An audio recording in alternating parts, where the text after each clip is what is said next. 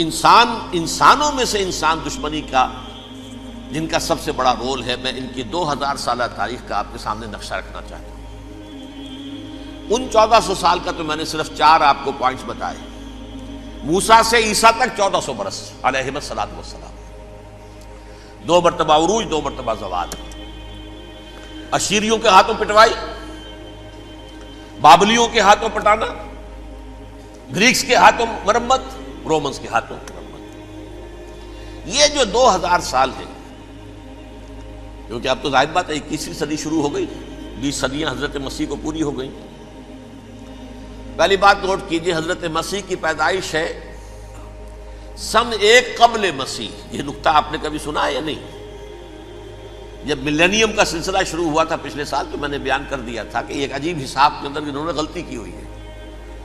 حضرت مسیح کی پیدائش ہوئی 25 دسمبر کو، سن انہوں نے شروع کر دیا، جو اس کے بعد جنوری آئی تو پہلا سال شروع ہو گیا۔ اگر جنوری سے پہلا سال شروع ہوا تو یہ 6 دن جو ہے تو اس کے پچھلے سال میں تھے، لہذا کہا جائے گا کہ Jesus Christ was born 1 year before Christ, BC۔ تو 1 قبل مسیح میں حضرت مسیح کی پیدائش ہوئی۔ یہ آخری اسرائیلی نبی اور رسول۔ یہودی علماء کی مخالفت، دشمنی، سولی پر چڑھوا دینا میں بیان کر چکا ہوں۔ سن 33 عیسوی میں، جبکہ حضرت مسیح کی عمر 33 برس تھی، اللہ تعالیٰ نے انہیں زندہ آسمان پر اٹھا لیا، لیکن یہودیوں نے اپنے خیال کے مطابق انہیں سولی پر چڑھوا دیا، ان کی موت واقع ہو گئی۔ اگرچہ اس کے بعد یہ اختلاف ہے ان میں، یہودی کہتے ہیں وہ سولی پر چڑھ گیا، ختم ہوا، مر گیا، عیسائی کہتے ہیں نہیں، انتقال ہوا ہے مسیح کا صلیب پر، لیکن پھر وہ دوبارہ زندہ ہو گئے ہیں۔ ان کی لاش ایک غار میں رکھ دی گئی تھی، وہاں ریزریکشن ہو گیا، ان کا باعث بعد الموت وہیں ہو گیا، اور پھر انہیں اللہ نے زندہ آسمان پر اٹھا دیا۔ تو ہمارے اور عیسائیوں کے درمیان نوٹ کر لیجئے، یہ چیز مشترک ہے کہ حضرت مسیح آسمان پر زندہ اٹھائے گئے۔ فرق کیا ہے؟ وہ سمجھتے ہیں کہ سولی دیے گئے، سولی پر مرے، پھر زندہ ہوئے، پھر گئے۔ ہم سمجھتے ہیں کہ نہیں، وما صلبوہ وما قتلوہ، انہوں نے نہ صلیب دے سکے انہیں اور نہ انہیں قتل کر سکے، بل رفعہ اللہ الیہ، اللہ نے اٹھا لیا۔ پھر ہمارا اور یہ اس کا عیسائیوں کا ایک اور اتفاق ہے، سیکنڈ کمنگ آف جیسس، حضرت مسیح دوبارہ آئیں گے۔ یہ عیسائیوں کا بھی عقیدہ ہے اور ہمارا بھی۔ بہرحال تو جیسا کہ میں نے عرض کیا کہ اس وقت یہ عذاب استیصال، عذاب اکبر کے مستحق ہو چکے تھے، لیکن اللہ نے ان کی مدت دراز کی ہے، لیکن ان پر دنیاوی عذاب کا ایک کوڑا جو ہے اللہ تعالیٰ کی طرف سے اسی وقت برسا۔ دنیاوی عذاب دنیا میں رہتے ہوئے ختم نہیں کیا گیا۔ 37 برس بعد، حضرت مسیح کے رفع سماوی کے 37 برس بعد، سن 70 میں یہودیوں نے بغاوت کی رومیوں کے خلاف۔ رومی ٹائٹس جنرل تھا ایک، اس نے پھر جو حملہ کیا ہے، 1,33,000 یہودی ایک دن میں قتل کیا یروشلم میں، اور ہیکل سلیمانی گرا دیا۔ وہ ہیکل پہلے بھی گرا تھا، پہلے 1400 سال کے دوران میں بھی نبوکڈنضر نے گرایا تھا، لیکن پھر اس کے 150 سال بعد انہوں نے دوبارہ بنا لیا تھا، اس لیے وہ اسے سیکنڈ ٹیمپل کہتے ہیں۔ پہلا ٹیمپل جو حضرت سلیمان نے بنایا تھا، نبوکڈنضر نے گرا دیا 587 قبل مسیح میں، پھر دوبارہ انہوں نے 150 سال کے بعد بنا لیا۔ وہ اس تاریخ کا حصہ ہے، میں نے جس کے بارے میں آپ کو تفصیل نہیں بتائی۔ اس میں یہ ہوا سن 70 میں وہ گرا دیا گیا، وہ آج تک گرا پڑا ہوا ہے۔ نمبر 2، یہ کہہ دیا گیا کہ یہودیوں اس ارض فلسطین سے نکل جاؤ، تم یہاں نہیں رہ سکتے اب۔ لہذا جس کا جہاں سینگ سمایا چلا گیا، یورپ میں چلے گئے، ایشیا میں آ گئے، عرب میں آ گئے، یہ 3 قبیلے جو رات بھی میں نے عرض کیا تھا، بنو قینقاع، بنو نذیر اور بنو قریظہ، یہ وہاں سے آ کے مدینے میں آباد ہو گئے۔ جس کا جہاں سینگ سمایا، افریقہ میں، ہندوستان میں، جہاں چلے گئے۔ ڈایاسپورا اسے کہتے ہیں، وہ آپ نوٹ کر لیجیے اس لفظ کو، ڈایاسپورا، ہمارا دور انتشار، جبکہ ہمیں ہماری اصل سرزمین تو فلسطین ہے، حضرت ابراہیم کا مسکن، حضرت اسحاق حضرت یعقوب کا مسکن فلسطین، یہ ہے ہماری اصل جاگیر، یہ تو ہماری جدی پشتی جاگیر ہے۔ لیکن یہاں سے نکال دیے گئے سن 70 عیسوی میں، اور وہاں سے لے کے 1917 تک ان کا ڈایاسپورا جاری رہا۔ یہ دور انتشار ہے۔ اس دور انتشار کے اب چند حصے ہیں جس کو میں چاہتا ہوں کہ آپ علیحدہ علیحدہ سمجھ لیں۔ دور انتشار کا جو پہلا جو ہے تقریباً 300 برس، رومی حکمران تھے، وہ یہودیوں کے بھی دشمن تھے اور عیسائیوں کے بھی دشمن تھے۔ عیسائی اور یہودی ایک دوسرے کے بھی دشمن تھے، لیکن رومی سمجھتے تھے کہ یہ ایک ہی تھیلی کے چٹے بٹے ہیں۔ رومیوں کے نزدیک عیسائی بھی یہودیوں ہی کا ایک فرقہ تھے، کوئی علیحدہ مذہب تو تھا ہی نہیں۔ لہذا رومی جو ہیں رومنز، وہ ان دونوں کو ستاتے تھے، مارتے تھے، اور یہ آپس میں لڑتے تھے۔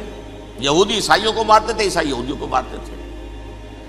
یہ ہے 300 برس تک کی تاریخ۔ سن 300 عیسوی میں کیا ہوا؟ ایک معجزہ ہو گیا۔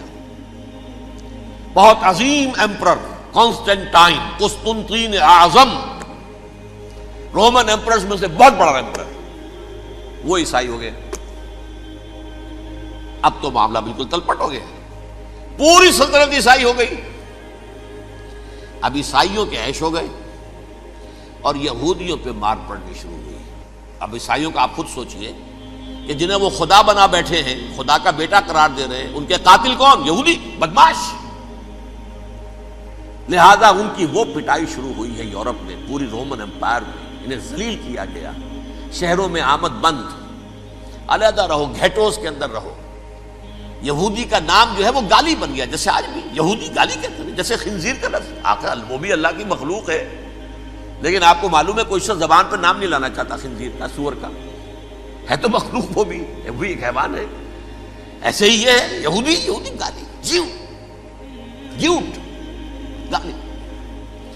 لہذا ایک طرف تو ان دونوں کے درمیان دشمنی، جس کو قرآن کہتا ہے وَأَغْرَيْنَا بَيْنَهُمُ الْعَدَاوَةَ وَالْبَغْضَاءَ، ہم نے ان کے مابین دشمنی جو ہے پیدا کر دی۔ اور جب یہ پوری سلطنت عیسائی ہو گئی تو قافیہ تنگ ہو گیا یہودیوں کا۔ اب آئیے 571 عیسوی، یعنی جب کہ ڈایاسپورا کو کتنا عرصہ ہو چکا تھا؟ 500 برس۔ سن 70 سے شروع ہو رہا ڈایاسپورا، جب ٹائٹس نے گرایا ہے ہیکل کو اور نکال باہر کیا انہیں فلسطین سے، بھاگ جاؤ یہاں ایک یہودی بھی نہیں رہے گا، فلسطین سے نکال دیے گئے۔ اس کے پورے 500 برس بعد سن 571 عیسوی میں حضور کی پیدائش ہوئی، ولادت باسعادت محمد رسول اللہ صلی اللہ علیہ وسلم۔ 610 میں آپ پر وحی کا آغاز ہوا، لیکن حضور کے ساتھ ان کا معاملہ کیا رہا؟ اول تو جب کہ حضور ابھی مکے ہی میں تھے، یہودیوں نے ریشہ دوانیاں شروع کر دی حضور کے خلاف۔ قریش مکہ کو سکھاتے تھے، پڑھاتے تھے، ان سے یہ پوچھو، ان سے یہ پوچھو، انہیں اس طرح تنگ کرو، ان سے یہ امتحان لو، یہ آپ کے علم میں ہے۔ سورہ بنی اسرائیل میں، سورہ کہف میں وہ سوالات جو امتحانی سوالات آئے تھے، ذوالقرنین کون تھا، اصحاب کہف کون تھے، تم رسول بنے پھرتے ہو تو بتاؤ، اور یہ روح کی حقیقت کیا بتاؤ۔ یہ ساری ریشہ دوانیاں کر رہے تھے بیٹھے ہوئے، ابھی وہیں پر حضور ابھی پہنچے بھی نہیں۔ ہجرت فرما کر حضور تشریف لے آئے تو حضور نے، جسے ماسٹر سٹروک کہا جائے گا، یعنی اسٹیٹس مین شپ کا ماسٹر سٹروک، آپ نے مدینے میں آتے یہودیوں کے ساتھ پیکٹ کر دیا، جوائنٹ ڈیفنس پیکٹ آف مدینہ، کہ اگر مکے والے ہم پر حملہ کریں گے تو ہم مل جل کر ایک قوم کی حیثیت سے مقابلہ کریں گے۔ یہ میثاق مدینہ کہلاتا ہے، جس کے بہت غلط معنی پہنائے جا رہے ہیں آج کل۔ بہرحال میں موضوع میرا چونکہ یہ نہیں، میں ادھر نہیں جاؤں گا۔ لیکن ہوا کیا؟ ہر مرتبہ یہ خیانت کے مرتکب ہوئے، ان نے جو عہد کیے تھے ان سے پھرے، اندر ہی اندر سازش، ریشہ دوانی، حضور کی بدترین دشمنی۔ سورہ نساء کی آیت نمبر 12 میں 14 میں 13 میں فرمایا ہے لا تزال تطلع علی خائنۃ منہم، اے نبی ہمیشہ آپ کے علم میں ان کی طرف سے خیانتیں، بددیانتیاں آتی رہیں گی. اور بار بار وہ مسلسل جنگ کی آگ بھڑکاتے تھے. قریش کو دعوت دیتے، آؤ آؤ آؤ ہم اندر سے بغاوت کر دیں گے، تم آؤ تو صحیح، ختم کریں محمد کو اور اہل ایمان کو صلی اللہ علیہ وسلم ورضی اللہ تعالی عنہم اجمعین. لیکن پھر جب وہ آتے تھے تو یہ دبک جاتے تھے، ان میں ہمت نہیں تھی. میدان کے مرد نہیں رہے تھے. یہ سورہ حشر میں ان کا نقشہ کھینچا گیا ہے. کھلے میدان میں مقابلے کی اس کے اندر صلاحیت ہی نہیں. یہ تو فصیلوں کے پیچھے سے، جیسے عورتیں کہیں دیہات میں لڑائی ہوتی ہے تو مرد جو ہے گلیوں میں لڑتے ہیں، عورتیں اوپر سے پتھر پھینکتی ہیں، بس وہ کام یہ کر سکتے تھے. من ورائے جدر، فصیلوں کے پیچھے سے، جنگ میں میدان میں نہیں آ سکتے. بہرحال قرآن مجید میں ہے یہ سورہ مائدہ کی آیت نمبر 64، کلما اوقدوا نارا للحرب اطفاها اللہ. اکثر و بیشتر مواقع پر تو یہ جب آگ بھڑکاتے تھے جنگ کی، اللہ اسے بجھا دیتا تھا. لیکن بہرحال اس کے باوجود جنگیں ہوئی، غزوہ بدر، غزوہ احد ہوئی کہ نہیں؟ یہ ساری اصل شرارت ہوئی. اور اس کے نتیجے میں حضور نے پھر ایک ایک کر کے 3 قبیلوں کو سزا دی. غزوہ بدر کے فوراً بعد بنو قینقاع نکالے گئے مدینے سے، غزوہ احد کے فوراً بعد بنو نذیر نکالے گئے، اور غزوہ احزاب کے بعد بنو قریظہ نکال دیے گئے. یہ تو میں نے آپ کے سامنے رکھ دیا صرف حضور کے زمانے میں ان کا کیا رویہ رہا. دشمن، رات بھی ہم نے وہ آیت پڑھی تھی، لَتَجِدَنَّ أَشَدَّ النَّاسِ عَدَاوَةً لِلَّذِينَ آمَنُوا الْيَهُودُ وَالَّذِينَ أَشْرَكُوا. اہل ایمان کی دشمنی میں شدید ترین تم پاؤ گے یہودیوں کو اور مشرکین. مشرکین بھی بعد میں ہے، پہلے یہودی. حضور کے بعد کیا ہوا اب یہ نوٹ کیجئے، یہ ان کی تاریخ کا دوسرا دور. حضرت عمر رضی اللہ تعالیٰ عنہ کا عہد خلافت ہے.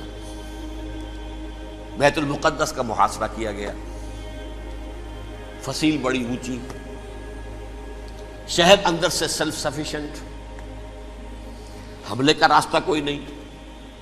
محاصرہ طول کھینچ رہا ہے لیکن ان کے پاس رسد بھی موجود ہے، پانی بھی موجود ہے، وہ دروازے بند کر کے بیٹھے ہوئے.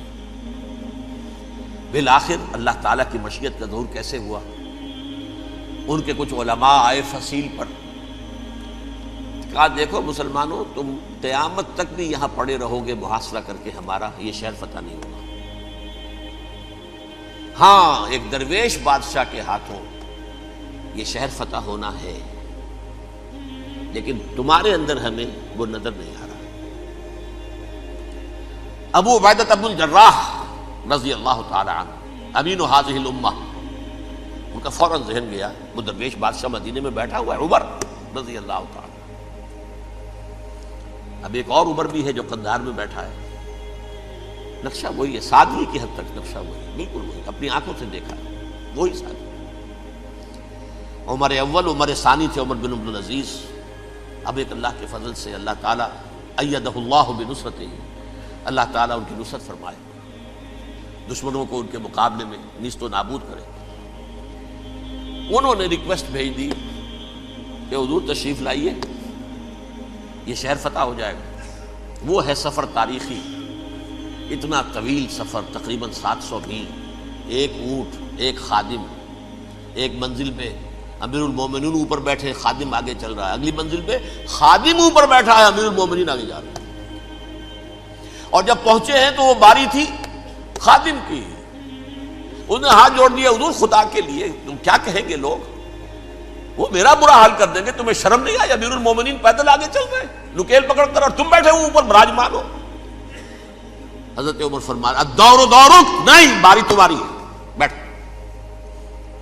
اس حال میں پہنچے ہیں. اور پھر یہ کہ ابو عبیدہ بن الجراح آئے ہیں، استقبال کیا ہے تو دیکھا ہے اس حال میں چلے آ رہے ہیں. عمر نکیل پکڑے ہوئے چلے آ رہے ہیں، اور کہتے ہیں کہ کہیں کیچڑ ویچڑ تھا، جوتے خراب ہو گئے تھے، وہ بھی اتار کے ہاتھ میں پکڑے ہوئے، کپڑے تو تھے ہی پھٹے ہوئے. انہوں نے کہا بھی حضرت ابو عبیدہ نے، دیکھیے یہ بڑا متمدن ملک ہے، بڑا مہذب علاقہ ہے، یہ آپ ذرا حلیہ اپنا درست فرما لیں تب جا کے پیش ہم آپ کو کریں گے. آپ نے فرمایا نحن قوم اعزنا اللہ بالاسلام، ہم وہ قوم ہیں جنہیں اللہ نے عزت دی ہے اسلام کے ذریعے سے. کپڑوں کے ذریعے سے نہیں، دولت کے ذریعے سے نہیں۔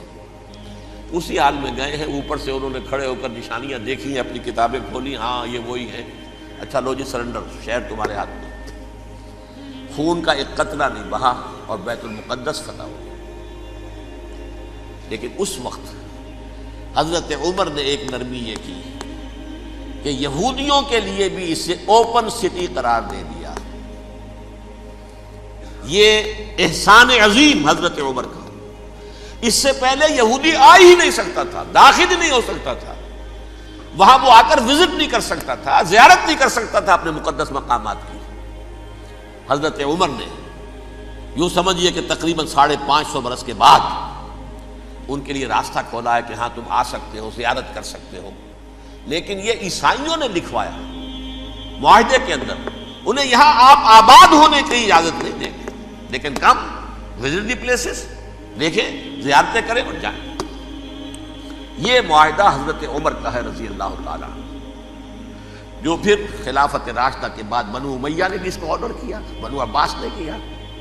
پھر جو ہمارے یہ ترکوں میں اندر خلافت آئی تو ترک خلفاء نے بھی اس معاہدے کی پوری پابندی کی۔ فلسطین میں آ سکتے ہیں یہودی صرف زائرین کی حیثیت سے، وہاں آباد نہیں ہو سکتے۔ اب آئیے اگلا دور آیا حضرت عثمان کا دور خلافت۔ یہ ہے وہ وقت کہ اب یہود نے امت مسلمہ کی پیٹھ میں چھرا گھونپا۔ وہ کیسے؟ ایک یہودی عبداللہ ابن سبا اسلام کا لبادہ اوڑھ کر آ گیا، معاشرے کا جائزہ لے لیا۔ ان میں بنو ہاشم اور بنو امیہ میں جو پرانی کشاکش تھی اس کے کچھ نہ کچھ جراثیم باقی ہیں، اگر ان کو ذرا بھڑکا دے تو مسلمانوں میں انتشار پیدا ہو گیا۔ کہا یہ عثمان کون ہے؟ یہ تو بنو امیہ میں سے ہے، یہ حق تو بنو ہاشم کا ہے، خلافت ان کے پاس ہونی چاہیے، محمد کے تو رشتہ دار وہ ہے صلی اللہ علیہ وسلم۔ عوام الناس کے اندر بات پھیلنی شروع ہوئی۔ پھر ایک بڑی سازش کے انداز میں حضرت عثمان کے خلاف پروپیگنڈا، حضرت عثمان کے جو عاملین تھے، گورنر تھے، ان کے خلاف پروپیگنڈا، اور ایسی ہوشیاری کرتے تھے کہ کوفے میں کوفے کے حاکم کے خلاف کچھ نہیں کہنا، اجی مصر میں یہ ہو رہا ہے، اجی شام میں یہ ہو رہا ہے، اجی یہ جو عثمان ہے وہ یہ کر رہا ہے، یہ ظلم ہو رہا ہے، یہ لوٹ مار ہو رہی ہے، یہ خیانتیں ہو رہی ہیں۔ اب نہ تو اس زمانے میں مینز آف کمیونیکیشن، کیسے تصدیق کریں؟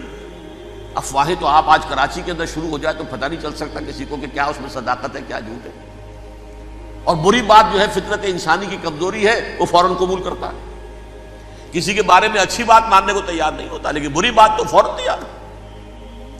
بہرحال یہ فتنہ انہوں نے اٹھایا، حضرت علی کی الوہیت کا فتنہ اٹھایا، حضرت عثمان کے خلاف الفتنۃ الکبریٰ برپا کیا، حضرت عثمان شہید ہوئے۔ اس کے بعد 5 برس تک مسلمان ایک دوسرے کی گردنیں کاٹتے رہے، باہمی خانہ جنگی ہوئی، امت کو وہ زخم لگایا ہے جو آج تک جس سے خون رس رہا ہے۔ یہ شیعان عثمان اور شیعان علی تھے جو بعد میں پھر سنی اور شیعہ ہو، اور آج تک فتنہ کس نے جگایا؟ ایک عبداللہ ابن سبا یہودی اور اس کے کارندے، شیطان کا ایجنٹ، اور انسانوں میں سے بھی اس کے جو بھی حواریین تھے اور شیطانوں کے اندر سے بھی تھے، انہوں نے بھی اس آگ کو بھڑکایا۔ یہ آپ سوچ لیجئے کہ یہ کس نے وہ زخم لگایا؟ یہودی۔ اگلا دور آیا، خلافت راشدہ ختم ہوئی، بنو امیہ کا بھی دور کافی گزر گیا۔ طارق ابن زیاد 712 عیسوی میں حملہ کرتے ہیں اسپین پر۔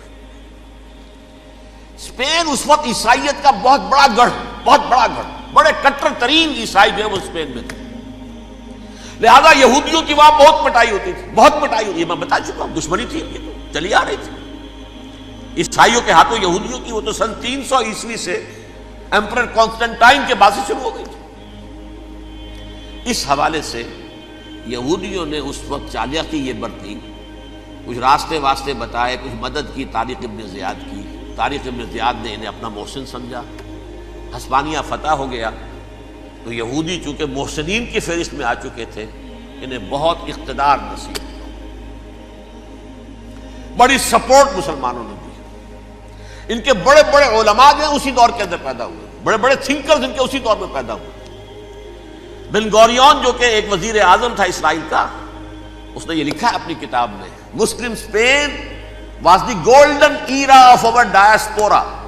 وہ ڈائسپورا جو 70 عیسوی سے شروع ہوا تھا اور 1917 عیسوی تک جاری رہا ہے، اس میں سے گولڈن ایرا ہمارا جو تھا وہ مسلم اسپین تھا. ہسپانیہ میں بیٹھ کر ہم عیش کیے. لیکن وہاں سے انہوں نے اور جو کچھ کیا، یہ تو داستان کے تو بہت سے گوشے ہیں، لیکن میں جس اسٹریٹ لائن میں چل رہا ہوں اس کے اعتبار سے ایک بات سمجھ لی. وہاں بیٹھ کر انہوں نے اب عیسائیت کی پیٹھ میں چھرا گھونپا، پروٹیسٹنٹ مذہب پیدا کیا، تقسیم کر دیا. جیسے شیعہ سنی کی تقسیم، عبداللہ ابن سبا، رومن کیتھولک اور پروٹیسٹنٹ کی تقسیم، یہودی علماء. ہوتا کیا تھا؟ ہسپانیہ کی یونیورسٹیاں ہیں، کارڈووا میں ہے، ٹولیڈو میں ہے، گریناڈا میں ہے، غرناطہ، قرطبہ، تولیتلا، اور وہاں آتے تھے لوگ. فرانس سے چلے آ رہے ہیں نوجوان پڑھنے کے لیے، جرمنی سے چلے آ رہے ہیں، اٹلی سے چلے آ رہے ہیں. 3 ہی ملک قریب ترین پڑھتے ہیں سینٹرل جو یورپ کے ہیں. یہاں پر جو ہے وہ اسلام جو نور پھیلا رہا تھا اس سے بھی مستفیض ہوئے. جہالت کے جو ہے پردے ان کے وہ چھٹے. اس کے ساتھ ہی وہ یہودی وہاں ان کے اندر جو جراثیم داخل کر رہے تھے وہ اس عیسائیت کے خلاف بغاوت تھی جو اس وقت دنیا میں عیسائیت اس وقت تھی. پوپ کا راج تھا دنیا میں اس وقت. یورپ میں جو عیسائیت تھی اس میں ایک طرف بادشاہ تھے، لیکن بادشاہوں کی حیثیت وہاں پر یوں سمجھ لیجئے کٹھ پتلیوں کی تھی. اصل قوت پوپ کے ہاتھ میں تھی. اور پوپ کو انہوں نے جیسے قرآن نے کہا اتخذوا احبارهم ورهبانهم اربابا من دون اللہ، کیونکہ سینٹ پال نے شریعت موسوی ساقط کر دی تھی تو اب شریعت تھی ہی نہیں. پوپ کو اختیار تھا جس چیز کو چاہے حلال قرار دے دے، جس چیز کو چاہے حرام قرار دے دے. اتخذوا احبارهم ورهبانهم اربابا من دون اللہ. انہوں نے کہا صاحب یہ پوپ کس بلا کا نام ہے، یہ بھی انسان ہے. بات تو ٹھیک تھی نا، اصل حیثیت تو کتاب کی ہونی چاہیے، ڈیوائن بک، دی ریویلڈ اسکرپچر. لہذا اور یہ کتاب ہر شخص پڑھ سکتا ہے. کوئی پوپ کے باپ کو جو ہے کوئی اس کے لیے پروپرائٹری رائٹس تو نہیں ہے کہ صرف پوپ پڑھ سکتا ہے یا پادری پڑھ سکتے ہیں. ہم بھی پڑھ سکتے ہیں، ہم بھی سمجھ سکتے ہیں. یہ باتیں تھی کہ جن کو بڑھا چڑھا کر بیان کر کے اور پوپ کا اقتدار ختم کرا دیا اور توجہ مرکوز کر دی بائبل کی طرف. اب بائبل میں بڑا حصہ تو اولڈ ٹیسٹامنٹ کا ہے. نتیجہ کیا ہوا؟ یہود کی عظمت پروٹیسٹنٹس کے نزدیک مسلم ہو گئی. اصل قوم تو یہ ہے. وہ دشمنی بدلی کہ نہیں بدلی؟ موسیٰ کے امتی یہ ہے، تورات موسیٰ کو دی گئی، ابراہیم کی نسل یہ ہے. لہذا وہ جو دشمنی تھی، جو عداوت تھی کہ ہمارے خدا کو سولی چڑھانے والے ہیں یہ بدماش، اس کا ازالہ ہوا اس پروٹیسٹنٹ مذہب کے نتیجے میں. یہ میں اب آپ کو بتاتا ہوں کہ ایک نتیجہ وہ نکلا ہے جسے برٹرنڈ رسل نے بیان کیا ہے. اس کی کتاب ہے ان پریز آف آئیڈلنس، صفحہ 108. وہ لکھتا ہے the Christians retaining the Judaic belief in special revelation added to it the Roman desire for world wide domination and the Greek taste for metaphysical subtleties. The combination produce the most fiercely persecuting religion that the world has yet known. یہ 3 چیزیں آ کر عیسائیت میں مل گئی. ایک تو جب یہ اولڈ ٹیسٹامنٹ جو ہے وہ ان کے ہاتھ میں آ گئی، اور اس کے میں کچھ آپ کو بتا دیتا ہوں کہ اولڈ ٹیسٹامنٹ کی تعلیمات، کیونکہ یہ اولڈ ٹیسٹامنٹ جو ہے یہ محرف تھی. اصل تورات تو گم ہو گئی تھی 587 قبل مسیح میں، جب پہلی مرتبہ ہیکل جو ہے تباہ ہوا ہے، اس وقت ختم ہو گئی تھی. اس کے کوئی 150 سال کے بعد انہوں نے یادداشتوں سے مرتب کر کے لکھی ہے. اب اس میں ان کے اپنے خیالات، اپنے امانی، اپنی توجیحات وہ شامل ہو گئی. لہذا میں آپ کو حوالے دیتا ہوں اس کتاب کے اندر مظالم کی جو تعلیم دی گئی ہے اہل کتاب نے اپنے مظالم قتل عام کے جواز کے لیے تورات میں تبدیلیاں کی اور پیغمبروں پر دہشت ناکی اور بدترین حرام کاری کے الزامات لگائے. سنیے، پہلا حوالہ ہے یہ گنتی باب 31 آیات 17-18. اس لیے ان بچوں میں جتنے لڑکے ہیں سب کو مار ڈالو، اور جتنی عورتیں مرد کا منہ دیکھ چکی ہیں ان کو بھی قتل کر ڈالو، لیکن ان لڑکیوں کو جو مرد سے واقف نہیں اور اچھوتی ہیں اپنے لیے زندہ رکھو. یہ کسی اللہ کی کتاب کا یہ جملہ ہو سکتا ہے؟ کسی ریویل بک کا؟ اور سنیے، یہ ہے استثناء ڈیٹرانومی باب 20 آیت 16-18. پر ان قوموں کے شہروں میں جن کو خداوند تیرا خدا میراث کے طور پر تجھ کو دیتا ہے، کسی ذی نفس کو جیتا نہ بچا رکھنا، جیسا خداوند تیرے خدا نے تجھ کو حکم دیا بالکل نیست کر دینا. مرد، عورتیں، بچے، بوڑھے سب ختم. یہ کتاب مقدس ہے. اور سنیے، سیموئیل باب 27 آیت نمبر 9. اور داؤد نے اس سرزمین کو تباہ کر ڈالا اور عورت مرد کسی کو جیتا نہ چھوڑا. نمبر 4، ان سب آباد شہروں کو ماں، عورتوں اور بچوں کے بالکل نابود کر ڈالا. کتاب استثناء باب 3 آیت 6. یہ ہے جو کہہ رہا ہے برٹرنڈ رسل، کرسچینٹی میں آ کر اب یہ تین چیزیں شامل ہو گئی. ایک تو یہ باربیرین یہ تعلیم جو ہے، اور یہ مذہب کے نام پہ تعلیم، یہ کتاب مقدس کی تعلیم. نمبر 2، رومنز کے اندر جو ایک تمنا تھی ورلڈ ڈومینیشن کی، وہ عیسائیت کے اندر آ گئی. اس لیے کہ پوری رومن امپائر جو ہے عیسائی ہو گئی، تو اسے وراثت کے اندر ورلڈ ڈومینیشن کی جو ایک تمنا تھی وہ مل گئی. اور پھر یہ کہ انہوں نے جو توہمات تھے یونانیوں کے، ان کو بھی اپنے ہاں مختلف شکلوں کے اندر جمع کر لیا. ان تین چیزوں کا the combination produced the most fiercely persecuting religion that the world has yet known. اس کے نتیجے میں دنیا میں تاریخ انسانیت کے اندر جو بدترین خوخار ترین مذہب ہو سکتا ہے وہ شکل عیسائیت نے اختیار کی. اور اس کا مظہر عتم کیا تھا؟ نوٹ کیجیے، صلیبی جنگیں. ایک بات ٹائم ٹیبل کے اعتبار سے نوٹ کر لیجئے گا. فرسٹ ملینیم ختم ہوا، سیکنڈ شروع ہوا. ان کے 1000 سال ختم ہوئے تو 11ویں صدی میں سیکنڈ ملینیم شروع ہوا، تو پہلی صلیبی جنگیں ہوئی. لاکھوں مسلمان قتل کیے. صرف یروشلم کے اندر اتنا خون بہایا ہے کہ خود ان کے ہسٹورینز لکھتے ہیں کہ جب ان صلیبیوں نے جب گھوڑوں کے ساتھ وہ چل رہے تھے گلیوں میں، تو ان کے گھوڑوں کے گھٹنوں تک خون کی ندی بہ رہی تھی. جہاں سے گزرے ختم کرتے چلے گئے، آبادیاں کی آبادیاں ختم کر دی. اگرچہ اس کروسیڈ میں گیہوں کے ساتھ گھن بھی پسا، یہودی بھی بہت مارے گئے.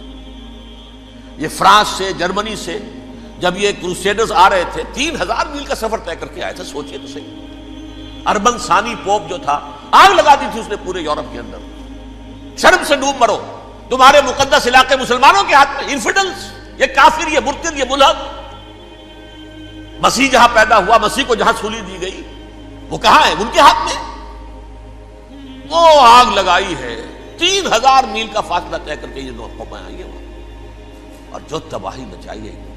تاریخ انسانی میں ایسی بربریت کی کوئی مثال. اور یہ ان کے اپنے ہسٹوریئنز کے شرم کے بارے میں ایسے محسوس ہوتا ہے جیسے ان کی گردنیں جھکی تھا.